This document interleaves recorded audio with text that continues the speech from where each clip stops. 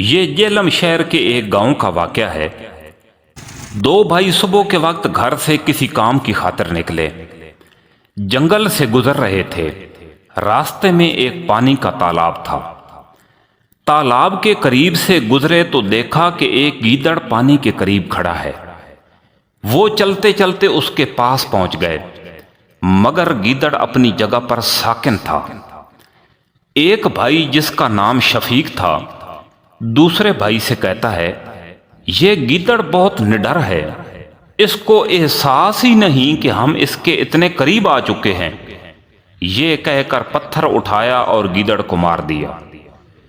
گیدڑ کو تو جیسے کرنٹ لگ گیا ہو، وہ بجلی کی طرح لپکا اور شفیق کی ٹانگ پر آ کر زور سے کاٹ لیا اور غراتا ہوا جھاڑیوں میں غائب ہو گیا۔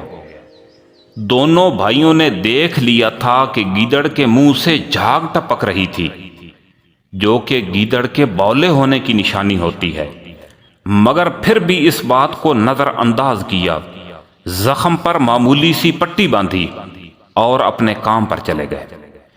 اسی طرح ایک مہینہ گزر گیا، دوسرا مہینہ گزر گیا۔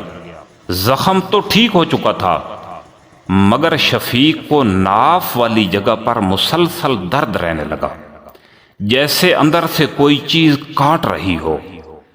آخر کار 2.5 مہینوں کے بعد شفیق پر اس بولے گیدڑ کے جراثیموں نے مکمل ضابطہ کر لیا اور شفیق اپنا ذہنی توازن کھو گیا۔ گھر والوں کو تب پتہ چلا جب ایک دن صبح کے ٹائم شفیق باہر سے دوڑتا ہوا گھر آیا اور گھر میں بندھی ہوئی گدھی کی گردن میں اپنے دانت پیوست کر دیے اور اس کا خون چوسنے لگا۔ شفیق کی حالت کو دیکھ کر اس کی بیوی نے اس کو فوراً ایک کمرے میں بند کر دیا اور چیخ چیخ کر تمام پڑوسیوں اور دور و نزدیک کے لوگوں کو صحن میں جمع کر لیا۔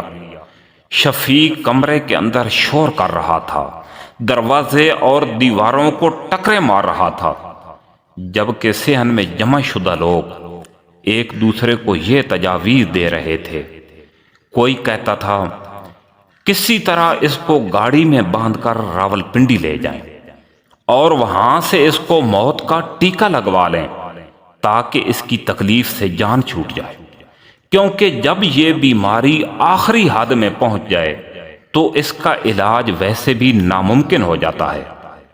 کوئی مشورہ دیتا، فلاں علاقے میں فلاں حکیم ہے، اس کے پاس سینکھیا موجود ہے، اگر سینکھیے کی ایک چٹکی اس کے منہ میں ڈال دی جائے تو دوسرا سانس بھی نہیں آئے گا۔ خیر، اسی پریشانی اور یہی مشورے کرتے کرتے دن گزر گیا۔ رات ہوئی تو تمام لوگ اپنے اپنے گھروں کو چلے گئے۔ شفیق کمرے کے اندر مسلسل دھاڑے مار رہا تھا اور اس کی بیوی اور بچے صحن میں بیٹھے اللہ تعالیٰ سے یہی التجا کر رہے تھے کہ اے رب ذوالجلال، جس طرح یہ صعوبت ہم پر آئی ہے اس کی تلافی بھی تو ہی فرما۔ آدھی رات کا وقت تھا۔ شفیق کو کمرے کے اندر اور کوئی چیز نظر نہ آئی جس کو وہ کاٹے، کیونکہ باولے کے سامنے جو چیز بھی آئے اسی کو کاٹ کھاتا ہے۔ اتفاقاً اس کمرے میں گھانی کا کوڑا تیل اور کھل رکھی ہوئی تھی۔ شفیق نے وہ کھل کھانا شروع کر دی۔ کافی ساری کھل کھانے کے بعد تیل بھی پی لیا۔ جو لوگ کوڑی کھل اور تیل سے واقف ہیں وہ سمجھتے ہیں کہ یہ چیزیں جس کمرے میں پڑی ہوں اس کمرے کے اندر جانا بھی مشکل ہو جاتا ہے۔ شفیق کے پیٹ میں تو ان چیزوں نے ایک قیامت برپا کر دی۔ گھبراہٹ کی وجہ سے وہ چلا رہا تھا، مگر دروازہ کون کھولتا؟ آخر کار اس کو پیچس شروع ہو گئے اور اس قدر شدید کہ پیٹ میں کوئی چیز باقی نہ بچی، حتیٰ کہ بیماری کے جراثیم جو کہ کیڑوں کی شکل اختیار کر کے ناف کے اندرونی حصے میں چپکے ہوئے تھے وہ بھی مکمل طور پر خارج ہو گئے۔ شفیق کو آرام اور راحت تو مل چکی تھی، مگر کمزوری کی وجہ سے بے سدھ ہو گیا۔ اب جسمانی حالت ٹھیک، دماغی توازن ٹھیک۔ رات ڈھل گئی، صبح کی روشنی جو ہی شروع ہوئی تو اس نے اپنی بیوی کو آوازیں دینا شروع کی۔ بیوی ڈرتے ڈرتے دروازے کے قریب آئی۔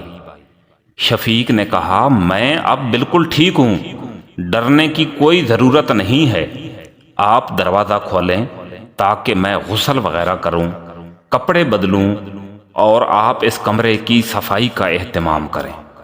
جب اللہ تعالی شفا دینا چاہے تو اسباب خود بخود بن جاتے ہیں۔ ویڈیو کو مکمل دیکھنے کا بہت شکریہ۔ اللہ حافظ۔